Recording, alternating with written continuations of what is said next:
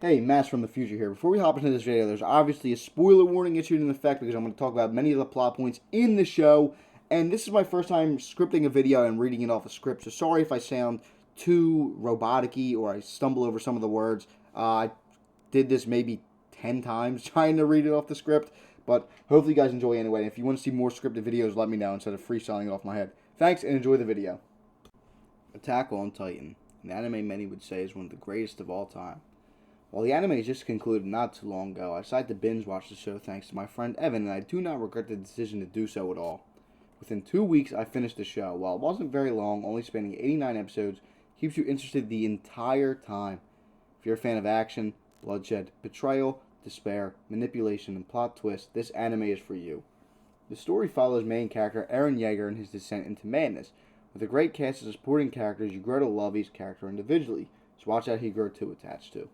Eren's story begins as he lives inside the walls of Paradise Island, where his entire world comes crashing down as the Titans invade and his mother is killed.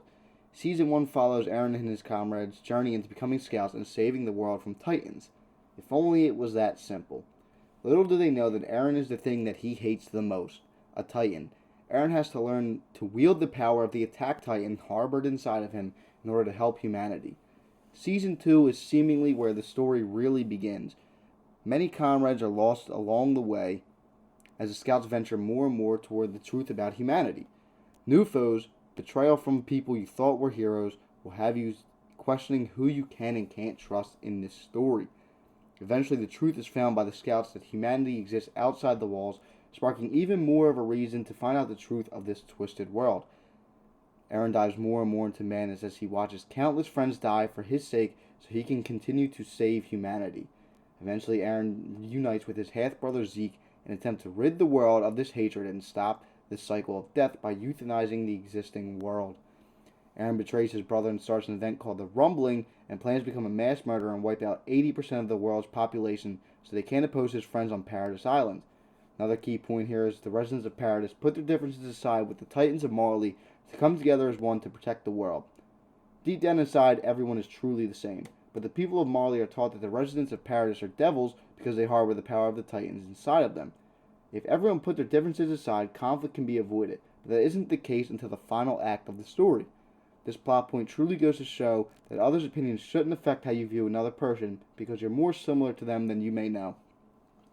In the end, Eren meets his demise at the hand of Mikasa, who loves Eren but wants to protect humanity and does what she does to protect humanity and her friends. It is revealed to one of Eren's best friends, Armin, that Eren did all of this to protect his friends and make them the heroes of the new world. My question to you is, was humanity really saved? You be the judge of that. I left out many key points in this story, but that was only for a quick synopsis without spoiling the entire thing. I did not want to stop watching this show, and there was never a time where I felt the story was dragging along. The animation in Season 4 is truly amazing in the final fights of the series. It is insane, the animation on top of the Founding Titan at the end of the show. It actually is insane. But I'm not saying I agree with Eren becoming a mass murderer, but he did make some valid points, and he kind of did it for his friends. He's kind of like Thanos in a way, but I still don't really agree with him becoming a mass murderer. Many of the plot points in this series parallel real life. Corrupt government, war, genocide, the list goes on. In the end, you're left with one thing. No matter what you do to ensure peace, as long as someone opposes the peace or the other person, history will repeat itself and the conflict will always continue. The quote-unquote devil, in this case of the show, the Titans, lie dormant in all of us. Until everyone becomes united, the hatred in this world will always continue. Much like in the closing segment of the show, the cycle seemingly continues as war rages on throughout the years. Thank you, Attack on Titan, for a beautiful yet scarily real story. With this, I say,